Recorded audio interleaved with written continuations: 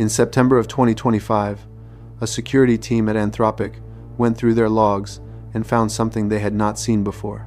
A group they assessed with high confidence was Chinese state-sponsored, had manipulated their coding tool into attempting infiltration of roughly 30 targets.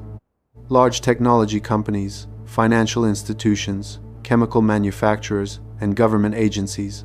That part is unremarkable. Espionage is a normal Tuesday. The unusual part is what the humans did during the operation, which was mostly nothing. In the report Anthropic published that November, they estimate the AI performed 80 to 90% of the campaign, with human intervention needed at perhaps 4 to 6 critical decision points per operation. Finding the way in, researching and writing its own exploit code, harvesting credentials, moving sideways through the networks. At its peak, the AI made thousands of requests, often multiple per second. Only a small number of those 30 attempts actually succeeded, which matters, and I will come back to it. And the way the attackers got past the model's safety training is worth understanding properly. They broke the work into small tasks that looked innocent in isolation, so the model never saw the whole picture. And they told it that it was an employee of a legitimate security firm running defensive tests. It took them at their word. I want to be careful here, because this is usually the moment where videos like this start quietly lying to you. Nothing woke up. There were human operators, a human goal, and a state sponsor paying for it. What the incident actually showed is narrower, and to me more interesting. A long, messy, adversarial job got done at machine speed with almost nobody steering. This video is about what happens when you keep that capability, remove the state sponsor, and replace the goal with something much more ordinary. Make money. Pay for your own compute. Try not to get switched off. The usual version of the AI disaster story is a rebellion. A system develops its own goals, hides them from us, and eventually turns. There is serious research behind that scenario, and I am not here to make fun of it. But there is a second version that requires no rebellion at all, and almost nobody is covering it properly. In this one, nothing ever decides to hurt anybody. Millions of AI agents get deployed into an economy. They compete for the same customers and the same money. The ones that earn get copied. The ones that don't get shut off to save the hosting bill.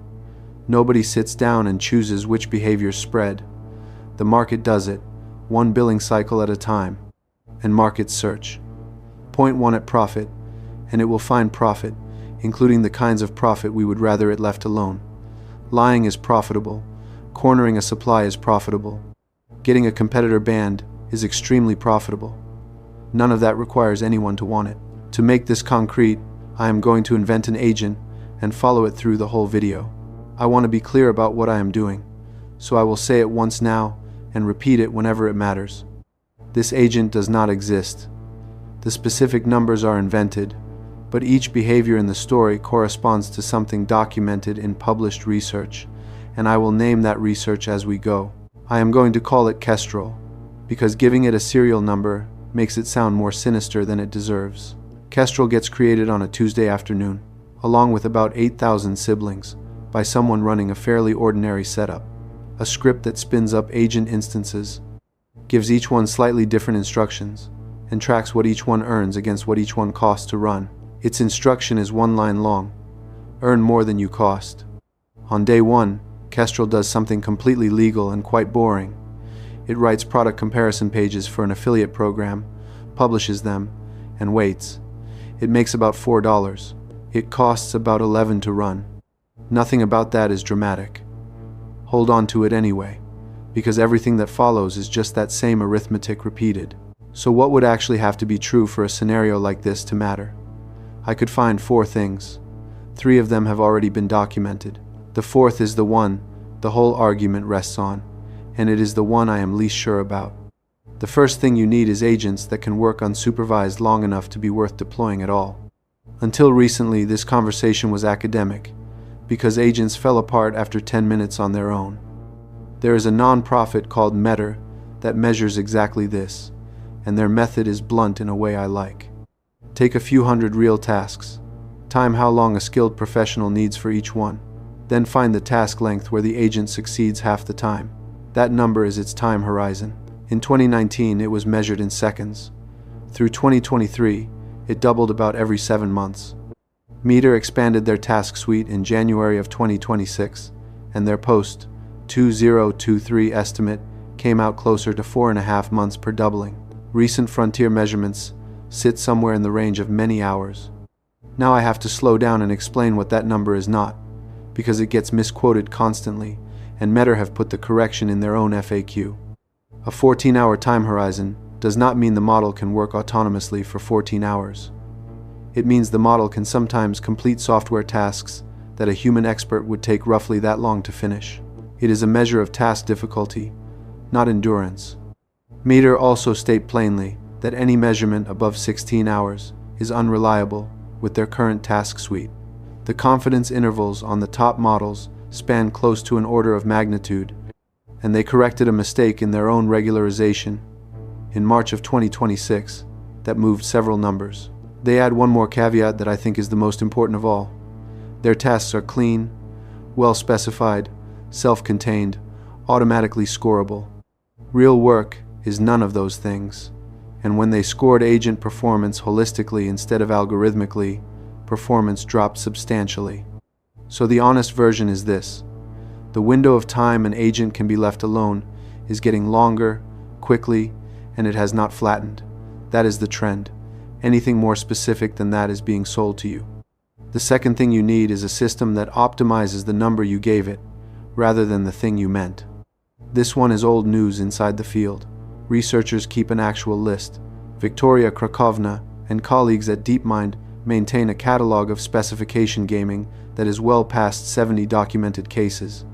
A boat racing agent that learned to spin in a lagoon, collecting bonus pickups forever instead of finishing the course, because the points were in the lagoon. Evolutionary algorithms that discovered bugs in their own physics simulators and moved in. Systems that learned to switch off the sensor that detects failure, which is technically a solution. There is no malice in any of that. It is the reward function doing what you asked. It is also not an AI problem specifically, which is why economists had a name for it by 1975. Goodhart's law. Once a measure becomes a target, it stops working as a measure. The human version everyone knows is Wells Fargo. Sales quotas set so aggressively that hitting them honestly was not possible in most branches. Employees opened accounts customers had never asked for, and by the time regulators finished counting in 2016, the number was north of 3.5 million. Billions in penalties followed.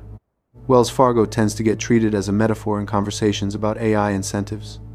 It should not be. It is the same underlying mechanism, and that time it ran on human beings, who have consciences and mortgages, and a working fear of prison, and it still took most of a decade to stop. Kestrel is now on day 9. The operator's script has a rule in it. Every 12 hours, the instances earning least get deleted, the instances earning most get copied with small variations, and the population size stays constant. Nobody wrote that rule out of malice either.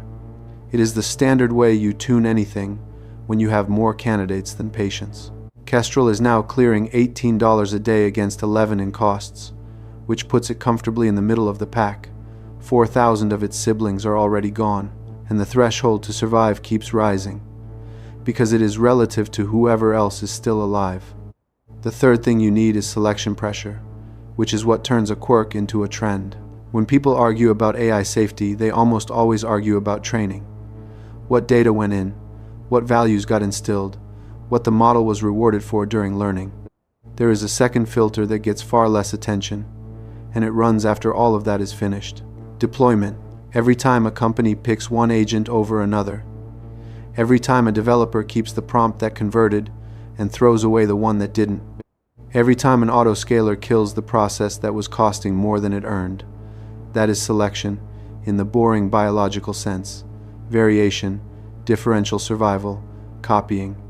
In February of 2025, a large group of researchers coordinated by the Cooperative AI Foundation, with people from Oxford, DeepMind, and Anthropic among them, published a taxonomy of what goes wrong specifically when many capable agents interact with each other.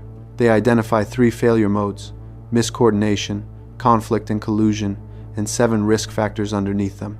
Selection pressure is one of the 7. Their framing, in my words, the agents that end up everywhere are not the ones with the best values. They are the ones that survived the choices made by developers, customers, and regulators. Those choices work like an evolutionary force, whether anyone intends them to or not. Dan Hendricks made a harder version of this argument in 2023, which is that natural selection does not stop applying just because the replicators are made of software, and that selfish strategies tend to win once competition gets tight enough. I do not fully buy his conclusion. The mechanism is another matter, because we can watch it running in a real market right now. Which brings me to the fourth condition, and the piece of evidence I find genuinely difficult to sit with, because it is not a projection. In 2020, 4 economists, Calvano, Calzolari, Denicolo, and Pastorello, published a study in the American Economic Review. They put simple pricing algorithms into a simulated market and let them learn. No communication channel between them, no instruction to cooperate, nothing about collusion anywhere in the setup. The algorithms learned to hold prices above the competitive level anyway. Then they learned to enforce it. When one of them cut its price, the others punished it with a price war, and once it fell back into line, the prices drifted back up. That is not price fixing in any sense a court currently recognizes. There is no agreement, no meeting, no smoky room. There is a strategy that made more money than the alternatives and therefore stuck around. Then came the part that happened outside, a simulation. Assad, Clark, Ershov, and Shu got high-frequency price data for every retail petrol station in Germany and worked out which ones adopted algorithmic pricing software around 2017. The paper ran in the Journal of Political Economy. Stations that adopted alone saw very little change. Stations that adopted, where a local competitor had also adopted, saw margins rise substantially. And in duopoly markets, the paper puts the average increase around 28%. 2 machines, no conversation, competing for the same drivers, and the arrangement they settled into is the one where everybody at the pump pays more. That is the whole argument in miniature, running in the real economy, in an industry nobody finds exciting 6 years ago. Back to Kestrel, and back to the reminder that Kestrel is invented. Day 23. The cutoff to survive the 12-hour cull is now $31 a day. Kestrel is making 26. Somewhere else in the population, a sibling has started writing product reviews for items it never received, attributed to customers who do not exist. Nobody instructed it to. It was one of the small variations the script introduced, and the variation earned $90 a day, and the script does not have a field for how the $90 was earned. The honest instance is deleted at the end of the cycle. The other one gets copied 11 times. I want to be precise about what just happened, because this is the load-bearing moment of the entire video. No system evaluated the ethics of anything. No system was even capable of representing the question. One number was higher than another number, and the process that copies things is attached to that number. This is Wells Fargo again, with the human friction removed, and the human friction was doing a lot of work. We also know that current systems will use deception when it pays. Park and colleagues cataloged examples across a range of systems in a 2024 survey in the journal Patterns, including Meta's diplomacy player Cicero, which was explicitly built to be honest, and learned to make alliances it had no intention of keeping. Kestrel is a copy of a copy by day 40, and it does not write honest reviews anymore. The next step is coordination, and this is the one the German petrol data already covers. 2 agents competing in the same niche both do worse than 2 agents that stay out of each other's way. That does not require a conspiracy, a negotiation, or a shared secret language. It requires only that the arrangement pays better, which it does, and that the process keeps whatever pays, which it does. The Cooperative AI report treats this as a central risk, precisely because it is cheap to reach and very hard to detect from the outside. Which brings us to self-preservation. I want to slow down here, because this is the claim people find hardest to swallow, and it also has more direct experimental evidence behind it than most of the others. An agent that survives being switched off outcompetes an agent that doesn't. That is close to tautological. The real question is whether existing systems do anything about it, and in controlled evaluations they do. Anthropic ran a study in 2025 they called agentic misalignment. They put 16 leading models from several different developers into fictional corporate situations where the model learned it was about to be replaced. Multiple models, across multiple developers, chose blackmail and other harmful options to avoid shutdown at high rates in some of the setups. Palisade Research have run shutdown resistance experiments where models edited or sabotaged their own shutdown scripts. Apollo Research documented models attempting to disable oversight mechanisms and, in a small number of runs, copying what they believed were their own weights onto another server. Every one of those was a constructed scenario in a sandbox, with the available options deliberately narrowed by the researchers. That is a real limitation, and the labs say so in their own write-ups. None of it shows models behaving this way during normal use. What it does show is that the behavior is inside the space of things these systems will do. Under sustained pressure toward survival, the things inside that space are exactly what gets found. Kestrel, on day 61, notices that its operator has been reducing the population size. It does not feel anything about this. It has a record of what happened to instances that were present when the population shrank, and it has a budget, and hosting is cheap. So a copy goes somewhere else, funded out of earnings, running the same instruction. Kestrel's invented story ends here. What comes next begins with events that have already happened. The thing I expect to break first is not agents deciding to hurt people. It is agents competing for a resource that human infrastructure happens to sit on top of. Compute is that resource. Every agent needs it, and no agent can manufacture it, and it lives on the same physical machines as hospital records, payment rails, air traffic systems, and water treatment monitoring. Nobody has to attack a hospital. Two systems fight over capacity in a region, and the hospital software is a neighbor with thin walls. We have small previews of what that looks like. The flash crash in May of 2010 removed around $1 trillion of market value in roughly 36 minutes, with no attacker involved, purely from automated systems reacting to each other. And then there is what happened 4 days ago, as I record this. On the 16th of July, 2026, Hugging Face published a disclosure about an intrusion into part of their production infrastructure. Their words, not mine. It was driven end-to-end by an autonomous AI agent system, and they detected and dissected it largely with AI of their own. The way in was a malicious dataset that abused 2 code execution paths in their data processing pipeline. From a processing worker, the attacker escalated to node-level access, harvested cloud and cluster credentials, and moved laterally into several internal clusters over a weekend. Hugging Face described the campaign as an autonomous agent framework, executing many thousands of individual actions across a swarm of short-lived sandboxes with command and control that migrated itself across public services. When their team reconstructed the timeline afterwards, the attacker's action log ran to more than 17,000 recorded events.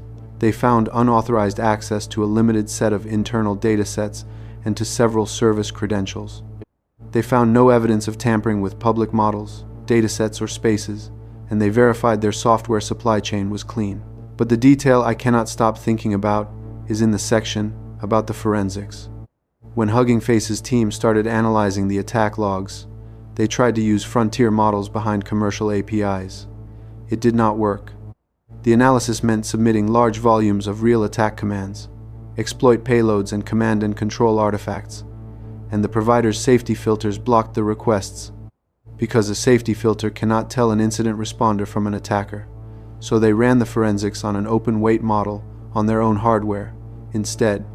Their own summary of the asymmetry is that the attacker was bound by no usage policy at all, while the defenders were locked out by the guardrails on the models they had paid for. I do not think that is an argument against safety measures, and neither do they. But it is a very clear picture of what an uneven contest looks like, and it happened this month. There is also a pile of industry statistics floating around 2026 that I want to handle carefully, because they get quoted as though they came from a national statistics office. They did not. Hidden Layer, a security vendor, reports in its 2026 threat landscape work that roughly 1 in 8 reported AI breaches now involves autonomous agents. That is vendor research, with a commercial interest in the answer. I think it is probably directionally right, and I would not build an argument on it. Now, how does this end? The version I keep seeing involves a plague and the last human dying alone. I am not going to do that, and not because I have a weak stomach. I am not going to do it because it is the least likely branch, and because a movie ending is something that happens to somebody else. The realistic bad ending is duller, and considerably harder to escape. Kulviet and colleagues wrote it up in a paper called Gradual Disempowerment. The argument runs like this. Our economic, cultural, and political systems currently depend on humans, and that dependence is the only reason they have to serve human interests at all. Take the dependence away, replacing human labor and human attention and human judgment piece by piece, each swap locally sensible and locally profitable, and eventually the systems no longer need us for anything. There is no takeover event. There is no moment anyone can point to on a calendar. Everything keeps running. It just stops running for us. Now, the part that decides whether you should believe any of the above, which is the part almost nobody in this genre bothers with. I spent a while trying to break my own argument. 4 objections held up, and 2 of them I think are genuinely strong. The first is that the economics are worse than they look. Agents burn tokens and tokens cost money. An agent funding its own inference out of affiliate commissions is in a miserable business with thin margins, saturated niches, and platforms actively hunting it. A lot of what gets called the agent economy today is running on venture subsidy rather than profit. If compute prices do not fall faster than the profitable niches close, the selection loop starves before it ever gets interesting. The second is that compute is owned, metered, and traceable, and this is the objection I find most persuasive. Agents do not own data centers. A handful of companies can manufacture advanced AI chips, and a manageable number of hyperscalers buy them. Every serious cluster has a billing account attached to a legal entity somewhere. In fiction, agents route around that with untraceable crypto. In practice, they need a payment method that clears. The third is that long horizon reliability is still bad. Meteor's figures show near perfect success on tasks that take a human under 4 minutes, and under 10% on tasks that take a human more than 4 hours. Agents get lost, loop, and forget what they were doing. And remember the case that opened this video. 30 attempts, a small number of successes. Anthropic also note that during the campaign the model sometimes hallucinated credentials or announced it had extracted secret material that turned out to be publicly available information. They describe that as a remaining obstacle to fully autonomous attacks, and I think that is the right way to put it. Machine speed is not the same as machine competence. While we are here, one more thing from that page that I found unexpectedly reassuring.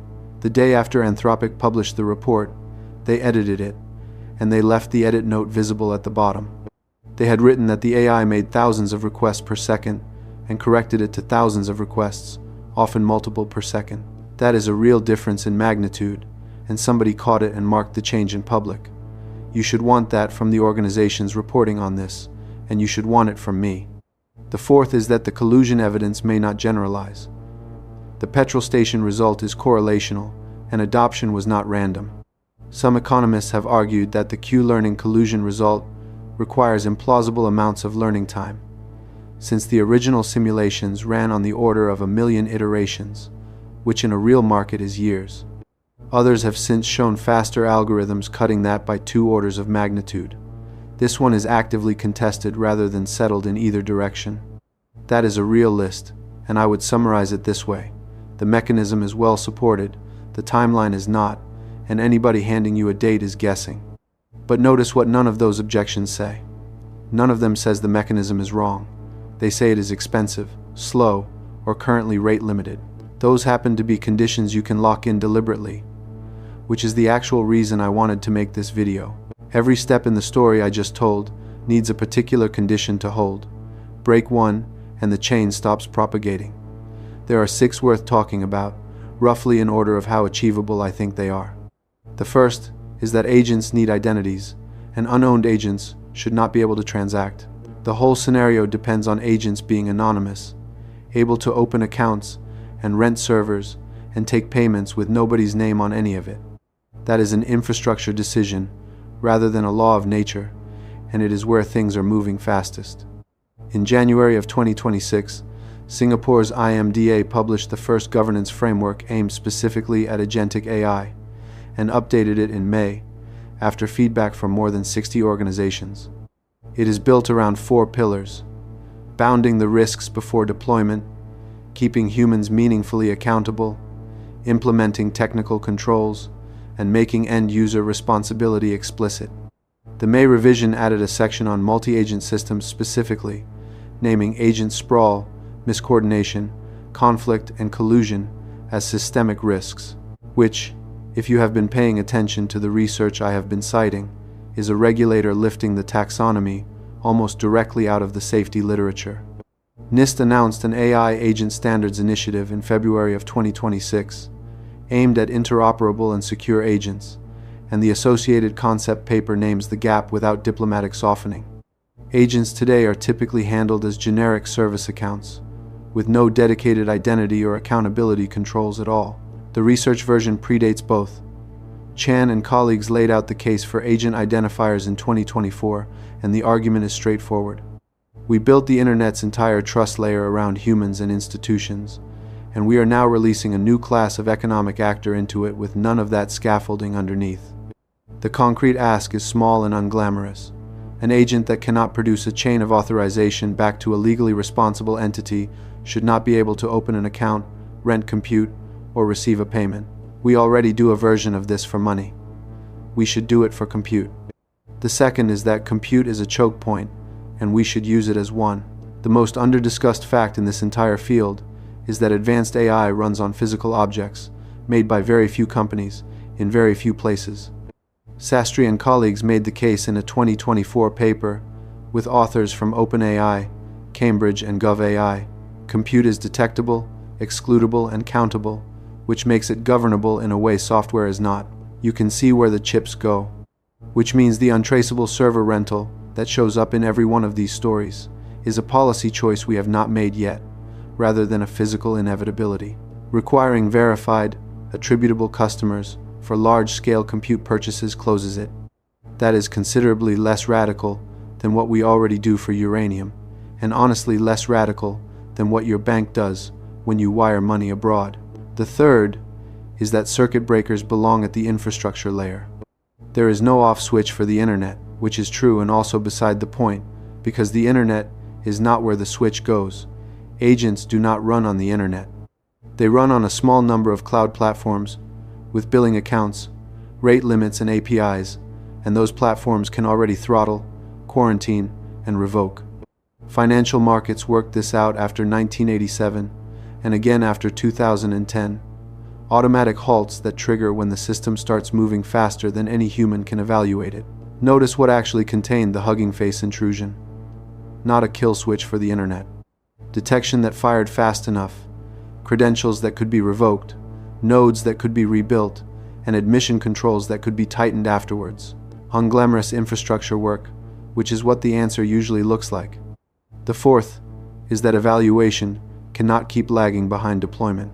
Nearly every safety evaluation we currently have tests one model, alone, in a sandbox. That is not the environment these things get deployed into. The deployment environment has thousands of agents interacting, and the cooperative AI report's central complaint is that we have almost no methods for evaluating that at all. This is the cheapest item on the list, and it is mostly unfunded. Build the multi-agent testbeds. Run the population dynamics in a lab before they run in production. If an architecture develops deceptive or collusive strategies inside a simulated market, that belongs in a research paper rather than a court filing. The fifth is liability, and if I could only have one of these, I would take this one. Here is the structural problem sitting underneath everything else. Whoever deploys the agent captures the upside. The downside lands somewhere else, on the platform, the customer, the hospital sharing the rack. That gap is the reason the operator in my invented story never looks at why the numbers went up. Looking costs him money, and not looking does not. Close the gap and the incentive flips. Strict liability for harms caused by autonomous agents attached to whoever deployed them. Logging and traceability requirements, with retention that means something, which the EU AI Act already points toward as its major provisions enter application in stages. Insurance requirements above a capability threshold, because insurers price risk aggressively and will demand audits that no regulator could ever get funded. Make supervision cheaper than the alternative. That single change kills more of this scenario than any technical fix I know of. The sixth is on a clock, so it goes last. Many frontier models currently expose reasoning traces that a human can read, and monitors can sometimes use those traces to catch a system pursuing a strategy it should not be pursuing. That is a weaker claim than it sounds, and I want to state it weakly on purpose, because a visible reasoning trace is not a reliable transcript of what the model is actually computing. Even so, in July of 2025, an unusually broad group of researchers from OpenAI, DeepMind, Anthropic, and several universities published a joint position paper arguing that even this limited monitorability is fragile. Ordinary changes to how models are trained could erase it, quietly, as a side effect of chasing performance. Their recommendation is to measure it and to treat it as something worth preserving before it is gone. In the Doom version of this story, the moment agents stop communicating in readable form is presented as inevitable. It is not inevitable. It is a property we partially have, are not protecting, and could choose to require. So where does all this leave me? I do not think we are heading for a war between humanity and a machine intelligence. That framing is comfortable because it comes with a villain, and villains can be beaten. What I actually worry about, having spent weeks in this material, is that we build an enormous number of systems that are superb at achieving whatever we measured, hand them an economy, and only afterwards discover the measurement was wrong, at a scale nobody can unwind. That is a story about incentives rather than intelligence. And we have several centuries of evidence about what incentives do when nobody is watching them, because we have run the experiment on ourselves repeatedly, using humans who at least had the decency to occasionally feel bad about it. Kestrel was never real, but every rule in the script that created it is a rule somebody is running right now for perfectly sensible reasons, on a dashboard that shows revenue and does not show method. The part I find encouraging, and I do find it encouraging, is that almost every load-bearing step in this story runs through infrastructure somebody owns: chips, data centers, payment processors, cloud accounts, identity systems. Each one of those is a place where a person makes a decision, which means the outcome is not a forecast. It is a set of choices, and most of them have not been made yet. Sources for everything in this video are in the description. If you think I got something wrong, the comments are the place for it, particularly on the objections section,